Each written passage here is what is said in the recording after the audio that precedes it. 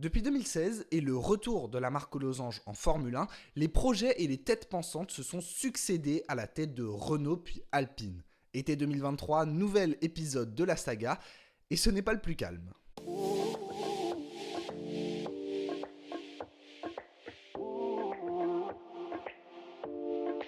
En 2020, l'implication de Renault en Formule 1 est questionnée de par sa pertinence pour le groupe, l'absence de progrès significatifs et également les difficultés ajoutées par la pandémie. Malgré tout, le groupe Renault va conforter son implication en Formule 1 et même rebaptiser son écurie Alpine, censée incarner la branche sportive du groupe. Le fameux projet des 4 ans est laissé de côté, c'était 4 ans pour devenir champion du monde au retour de Renault en Formule 1, donc ça nous amenait en 2019. Petit spoiler, en 2019, ils ont terminé 5e du classement des constructeurs, soit moins bien qu'en 2018.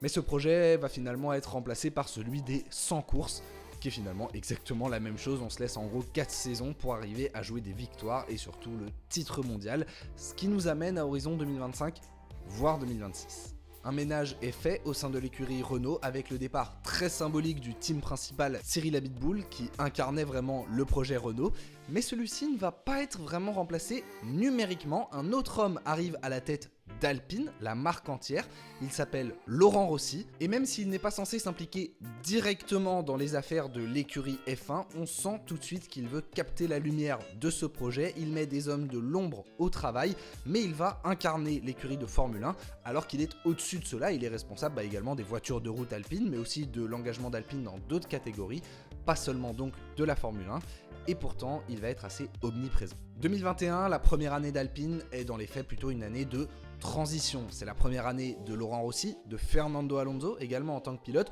de Davide Brivio, arrivé de chez Suzuki, enfin je crois, parce qu'on ne l'a jamais vu avec un t-shirt Alpine. Et c'est aussi la dernière année d'une génération de monoplaces. On attend une révolution technique pour avoir une réelle progression. Pendant ce temps-là, Esteban Ocon s'affirme comme le leader du projet. Il signe l'exploit de la saison en remportant le Grand Prix de Hongrie. Performance extraordinaire. Alonso monte également sur le podium. Et on est surtout à ce moment-là plein d'optimisme en vue de la nouvelle réglementation. Mais avant le début de la saison 2022, l'organigramme va de nouveau être bouleversé. Exit Alain Prost, un conseiller non exécutif qui avait un petit peu le même rôle que Niki Lauda à l'époque chez Mercedes, qu'on ne voyait pas énormément mais qui donnait son avis et qui apparemment est entré en conflit avec un Laurent Rossi qui selon lui voulait toute la lumière. La séparation est assez douloureuse, de même qu'avec Marcin Budkowski, directeur exécutif de l'écurie Alpine, qui s'en va avec un magnifique doigt d'honneur sur la photo de famille à Abu Dhabi. À côté de cela, l'écurie continue malgré tout de s'organiser, elle récupère un team principal en la présence d'Otmar Szafnauer, arrivé en provenance d'Aston Martin, et à l'aube de la saison 2022, ça y est, le train Alpine semble prêt à partir pour la victoire. Mais 2022 débute et la 522 n'est guère plus performante que ses prédécesseurs. Alors certes, le développement tout au long de la saison va être plutôt bon, l'écurie va se rapprocher, mais elle ne peut faire mieux que 4e au championnat constructeur et il y a toujours un certain gap avec les top teams. Aucun des deux pilotes ne monte sur le podium de la saison et Alpine ne parvient pas à franchir le palier qu'elle espérait franchir.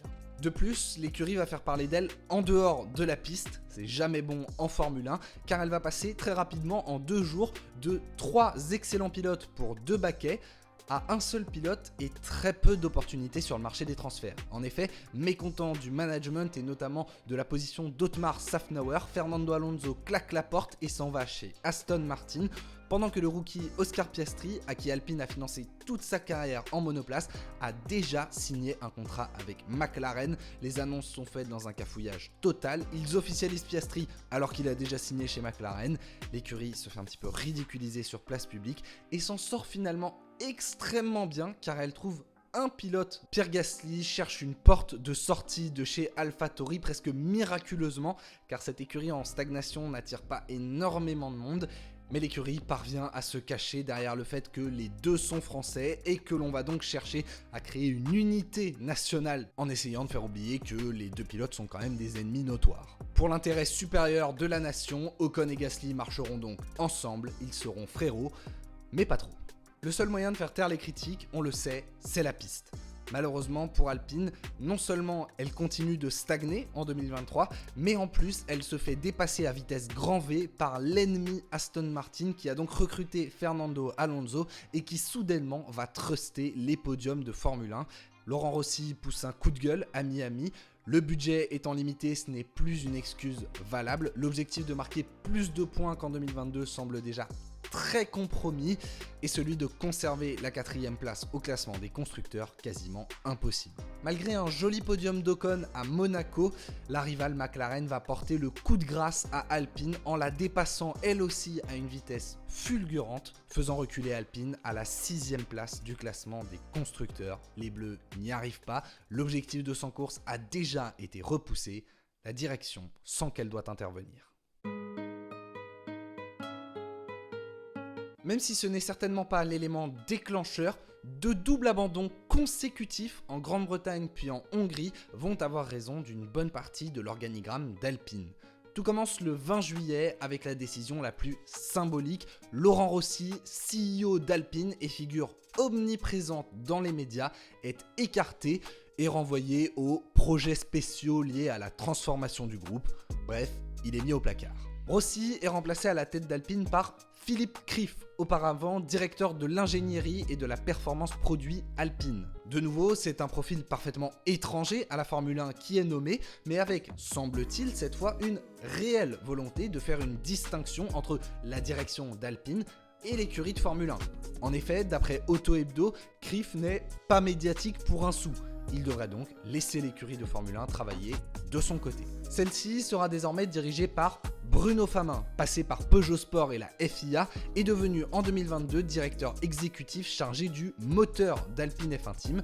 Il prend désormais la direction d'Alpine Motorsport et sera donc en charge de toutes les activités sport automobile de la marque, donc pas seulement la F1 mais aussi l'endurance par exemple, même si pour l'instant il va avoir une fonction étendue puisqu'il assurera par intérim le rôle de team principal d'Alpine F1 Team puisque l'écurie s'est débarrassée d'Otmar Szafnauer après seulement 18 mois passés à la tête de l'équipe. Il est poussé vers la sortie pour plusieurs raisons, le manque de résultats pur et dur, la stagnation voire la régression dans le classement, mais aussi la gestion du cas Fernando Alonso et encore plus avec Oscar Piastri par la suite pour lesquels il a été très vivement critiqué. Arrivé d'Aston Martin en compagnie du sponsor BWT, il n'aura finalement pas apporté beaucoup plus que les couleurs roses sur la carrosserie de l'Alpine et s'en va sur cette déclaration lunaire. Je dis toujours qu'on ne peut pas mettre 9 femmes enceintes et espérer avoir un bébé dans un mois. Sous-entendu qu'on ne lui a pas laissé assez de temps pour imposer sa patte. Franchement, la déclaration est sans commentaire. Les principaux dirigeants d'Alpine ont donc été écartés, mais ce n'est pas tout. Pat Fry, Chief Technical Officer d'Alpine et donc premier homme sur la partie châssis à Enstone, s'en va rejoindre Williams après un peu plus de 3 ans chez Alpine et apparemment c'est sa décision, donc c'est dire à quel point il croyait dans le projet Alpine. Alan Perman, directeur sportif et membre très influent d'Enstone depuis 34 ans, s'en va également.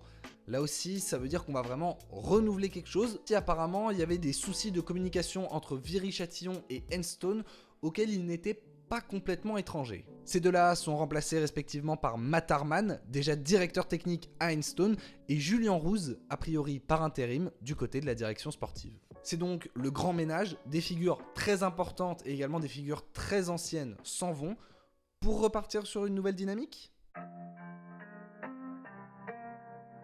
Malgré certaines rumeurs, notamment d'une vente à Andretti, Alpine semble plus engagé en F1 que jamais. En tout cas, c'est ce qu'affirme Luca De Meo, le grand patron du groupe Renault, qui veut en faire le Ferrari français. Cela signifie selon lui lier les couleurs à la passion et faire d'Alpine F1 Team un symbole à encourager qui va créer un engouement pour la F1 en France. Ça part donc sur un projet à l'échelle nationale, très ambitieux, mais qui s'appuie sur le fait d'être la seule écurie française du plateau, d'avoir le bleu comme couleur principale malgré la présence du rose, et d'avoir également 2 pilotes français. Maintenant, il est clair que le projet doit prendre une autre dimension. Ça n'est pas nouveau, mais il faut que cela se traduise sur la piste. Les podiums ne peuvent plus être des exceptions, et on ne doit plus espérer un miracle à chaque début de saison. Il faut que l'écurie alpine inspire confiance, qu'elle démontre de la solidité et qu'on puisse croire en des résultats concrets. Puisque Luca De Meo veut se comparer à Ferrari, eh bien prenons le cas des Rouges quand ils étaient en difficulté en 2021. Ils faisaient systématiquement des tirs groupés et maximisaient chacune des opportunités possibles. C'est ce qu'Alpine doit faire. Il est clair qu'Alpine n'a aucun souci du côté des pilotes. Nos deux Français sont extrêmement talentueux et savent également être opportunistes, comme le démontrent leurs 2 victoires à Monza pour Gasly et en Hongrie pour Ocon. Ils n'avaient pas la voiture la plus rapide, mais ont su tout maximiser.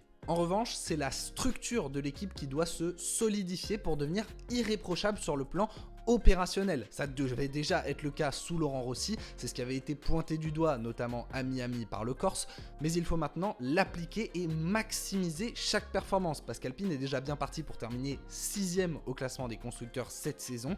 Alors si en plus ils ne maximisent pas chaque opportunité qu'ils ont, à la fin de la saison, le classement risque de faire mal. Ensuite, du côté de la performance, avec le budget capé, il n'y a plus d'excuses. Les ingénieurs doivent produire une voiture capable de jouer des podiums puis des victoires. Sinon, c'est qu'il y a un problème de ce côté-là et qu'il va falloir se pencher sur la qualité des ingénieurs. Maintenant qu'il n'y a plus vraiment de grands noms dans l'écurie alpine, il va falloir penser à recruter. Alors, Otmar Szafnauer avait déjà prévu de faire venir des ingénieurs, mais donc pour dans 1 ou 2 saisons, à voir s'ils viendront tout de même. Et il y a des rumeurs qui disent que pourquoi pas un Mattia Binotto pourrait prendre la tête de l'écurie. On le sait, il parle français, il a été à la tête de Ferrari, il connaît du monde, il sait comment gagner dans une écurie de Formule 1. Maintenant, même si ce n'est pas lui, il faut en tout cas que des gens viennent pour faire d'Alpine une écurie stable et performante. Après, j'en suis bien conscient, tout ce qu'on dit là, c'est plutôt pour du long terme. Au court terme, ce qu'on va attendre, c'est donc, comme je vous le disais, une maximisation des performances et également de sentir que l'écurie va dans la bonne direction. Quand une écurie progresse, il y a un élan, on le sent, il y a des sourires, il y a de la confiance. C'est ce qu'on doit trouver chez Alpine dans les prochaines saisons. Voilà, on en a terminé avec la situation d'Alpine qui, comme vous l'avez constaté, est un petit peu compliquée. Maintenant, bien évidemment, qu'on continuera de soutenir la seule écurie française du plateau. Et pour se rappeler qu'il n'y a pas eu que des mauvais moments, je vous propose de se retrouver ce dimanche à 11h sur cette chaîne YouTube. D'ici là, écoutez, portez-vous bien, c'est le plus important. Et sur ce, moi je vous dis à la prochaine. Ciao, ciao!